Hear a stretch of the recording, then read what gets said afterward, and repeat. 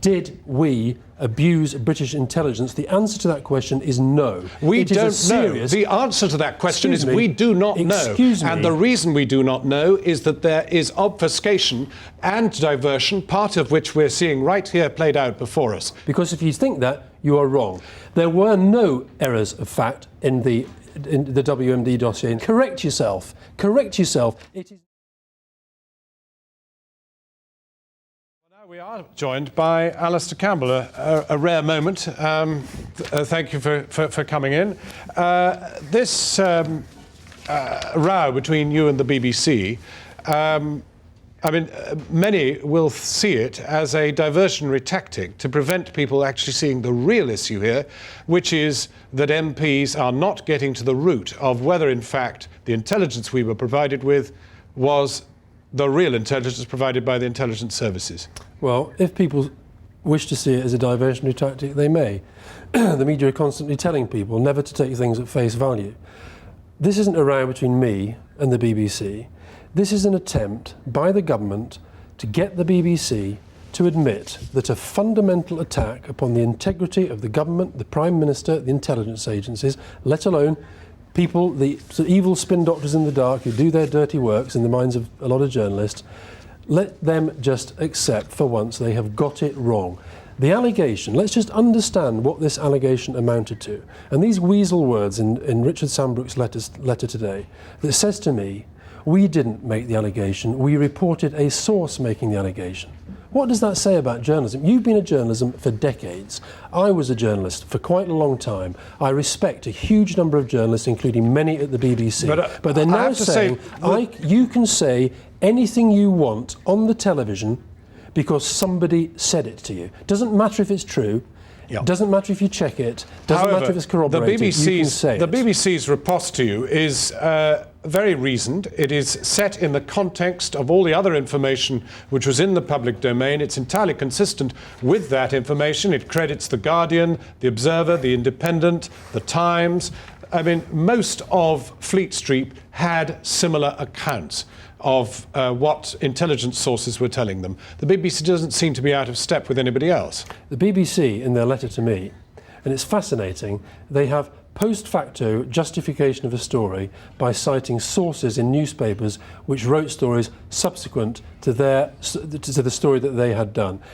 Some of those stories I know for a fact are incorrect. One of them, there's no point going through all the detail, and I think the public are probably bored rigid with this already. One of those stories I know for a fact is wrong, and I've addressed in evidence to the I think the public is more likely to be concerned at the extraordinarily intemperate language which is coming out on behalf of the Prime Minister in your name. The story was a lie. It is a lie. Correct. Weasel words. Weasel not incidentally spelt correctly, in consistent terms with the original well, fake if I understand dossier it, if I may say produced. so, the statement that you're reading from was read to the Press Association. So that I wouldn't get hung up on a spelling mistake by somebody who's typed it. Although I know that you also, John, reported that the 4 people in my office were responsible for writing the so-called Dodgy dossier when they were not. However, put that to one side.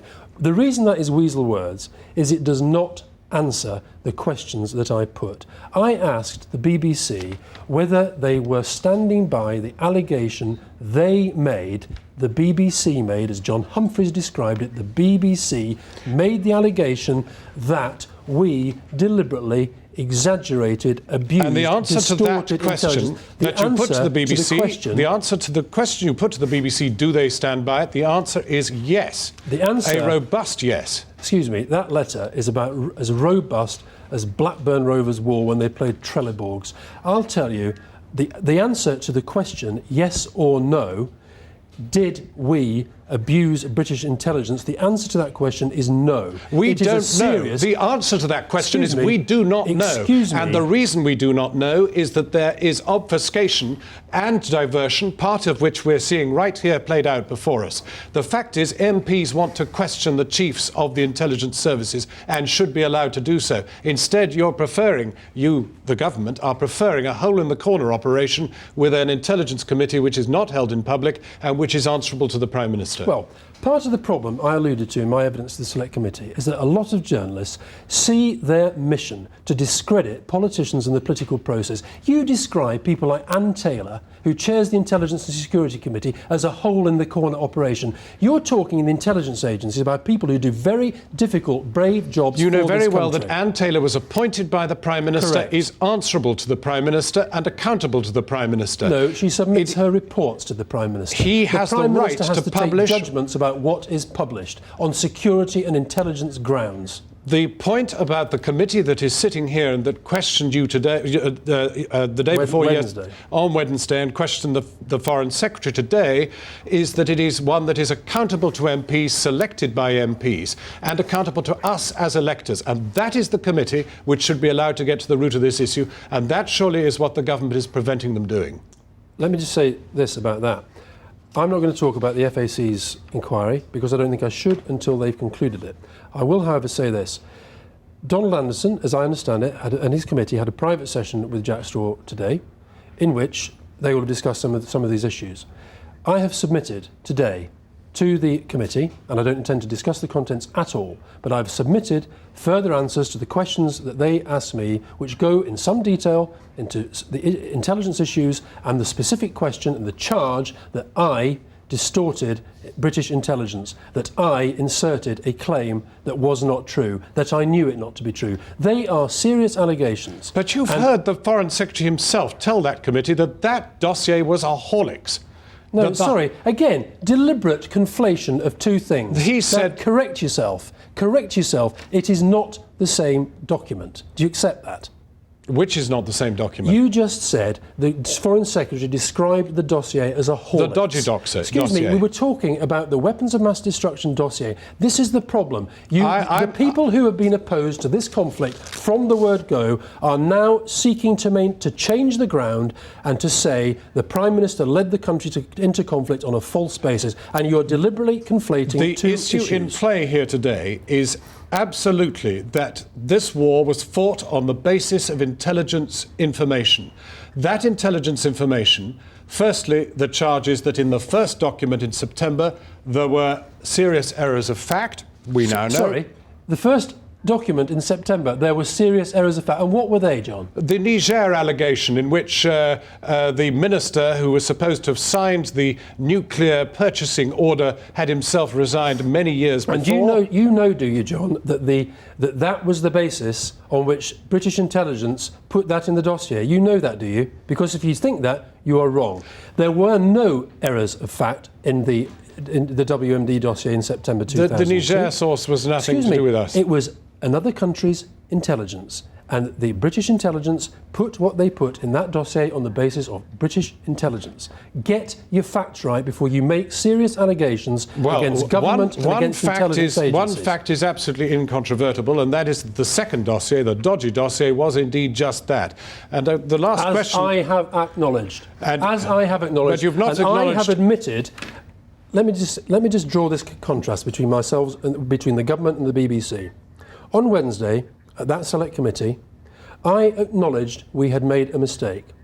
I accepted responsibility for that on behalf of the official in my office who made the mistake. That is all a part of... That's a matter of record. Can I finish the point? The BBC, I'm all in favour of senior management defending... I want to ask you one last question, because I don't think we're going to clarify this, but I want one last question. I want to finish the sentence. The last question is, well, you are now part of the story. When the government's communications chief is himself part of the story, isn't it time he resigned? Oh, for heaven's sake. The reason I am part of the story is that a BBC journalist made an allegation about me. Against whom the BBC believe you have a vendetta. Because he's caused you trouble. I have never met the guy. I have never met Andrew Gilligan. I don't have a vendetta against him. I do believe that anybody with an interest in good, decent journalism, of which there is a huge amount in this country, should understand that when allegations are made, when lies are broadcast, when, as that letter shows, there is not a shred of evidence to substantiate the allegation, they should apologise, and then we can move on, we can get focusing on the things that really matter to your viewers out there, which are the public services in the country, the economy of this country, and the foreign policy of this country. And this distraction created by the BBC... Given the mistake that you've admitted regarding the second dossier. Have you offered your resignation? No, I haven't, John. And what's more, that's a further attempt to conflate the two issues. In contrast to the BBC, I have acknowledged we made a mistake. I have apologised on behalf of the government. Now, the BBC should acknowledge they've made a mistake and they should apologise to the government. Then we can move on. Alastair Campbell, thank you very much.